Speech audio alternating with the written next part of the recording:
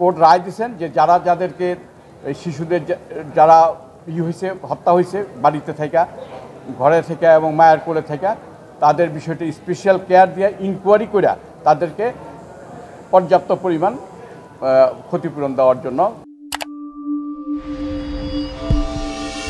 July August যে আমাদের দেশে যে ছাত্র আন্দোলন হইল, ছাত্র জনতার যে আন্দোলনে সরকারের পতন হইল শেখ হাসিনার সরকারের, সেই আন্দোলন চলাকালীন সময়ে আপনারা লক্ষ্য করেছেন যে হেলিকপ্টার থেকে গুলি হয়েছে। সেই হেলিকপ্টার থেকে গুলিতে বাড়ির ভিতরে মায়ের কোলে, বাসার ছাদে খেলা অবস্থায় অনেকগুলি শিশু মৃত্যুবরণ করে। আমি প্রথম অবস্থায় 9 জন শিশুর সন্ধান পেয়েছিলাম, তাদের দিয়ে আমি রিড করি। পরবর্তী সময়ে আমি সাপ্লিমেন্টারি এফিডেভিট করে আমি কোর্টকে দাখিল করছি যে 66 জন শিশু এই আন্দোলনে মৃত্যুবরণ করছে, যারা এই আন্দোলনে পার্টিসিপেন্ট ছিল না। জি, তাদের যারা হেলিকপ্টার থেকে গুলি হয়ে মৃত্যুবরণ করছে তাদের 1 কোটি টাকা আমি ক্ষতিপূরণ চাইছি এবং শুনানি না হওয়া পর্যন্ত ওই 50 লক্ষ টাকা ক্ষতিপূরণ দেওয়ার জন্য আবেদন করছে।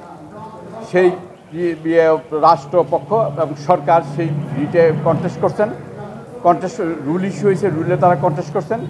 কন্টেস্ট করার পর এখন আজকে বিস্তারিত শুনানির পর জাজমেন্ট হয়েছে মিস্টার জাস্টিস MD আকরাম হোসেন চৌধুরী এবং মিস্টার জাস্টিস KM রাশেদুজ্জামান রাজা মহোদয়ের কোর্টে আজকে জাজমেন্ট হয়েছে। উভয় পক্ষের শুনানি সাপেক্ষে সেই জাজমেন্টের মধ্যে কোর্ট বলছেন যে এই হেলিকপ্টার থেকে যে গুলিটা হয়েছে এটা একটা ব্যতিক্রম ধর্মী বিষয় এবং এইটার জন্য আমার যে প্রার্থনা ছিল আন্তর্জাতিক পর্যায়ের মানসম্পন্ন একটা ইনকোয়ারি করার জন্য কোর্ট বলছেন যেটা হচ্ছে স্পেশাল কেয়ার দিয়ে। সরকার বলছে তারা ইনকোয়ারি করতেছে, কিন্তু কোর্ট বলছেন উইথ স্পেশাল কেয়ার তাদেরকে ইনকোয়ারি করতে হবে। আরেকটা বিষয় যে সরকার বলছে যে আমি যাদের জন্য এফিডেভিট করে দরখাস্ত করছিলাম তাদের মধ্যে 3 জনের কাগজ তারা সাবমিট করছে, প্রত্যেককে 5 লক্ষ টাকা করে দিছে।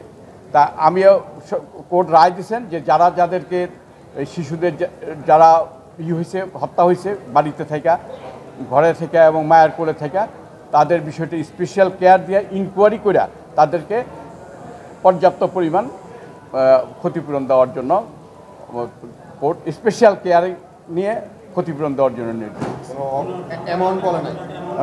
এমন বলে নাই, এটা হবে সরকারকে বলছে স্পেশাল কেয়ার নিয়ে এটা আন্তর্জাতিক সম্পন্ন ইনকোয়ারি করার পর তার ক্ষতিপূরণটার ব্যবস্থা নেওয়ার জন্য এবং ইন্টারমিডিয়েট তারা 5 লক্ষ টাকা করে দিচ্ছে। এই সরকার এফিডেভিট করে বলছে যে 5 লক্ষ টাকা করে তারা দিচ্ছে না। এই পর্যন্ত আমার কাছে যে কাগজ জমা হয়েছে 3 জনের দেওয়া হয়েছে। এই 3 জনের নামটা আমি প্রথম যে রিড করি এই 3 জন তারা ছিল। এর মধ্যে 59 জন হয়েছে গুলিবিদ্ধ হয়ে, আর বাকিটা হলো আগুনে পুড়ে টুড়ে।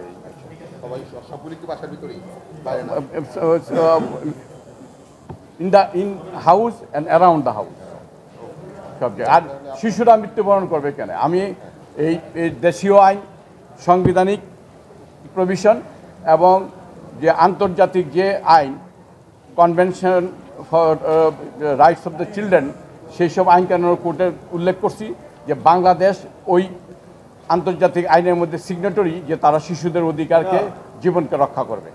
সেই আলোকেই মাননীয় কোর্ট রায়টা দিয়েছেন। আপনারা সাংবাদিক বন্ধুগণ সবসময় এই শিশুদের হত্যার বিষয়টা, হেলিকপ্টারের বিষয়টা আপনারা গুরুত্ব সহকারে দেখেছেন এবং এই জন্যই আমরা এই রায়টা পাইছি। এই জন্য আপনাদেরকে আন্তরিকভাবে ধন্যবাদ জানাই।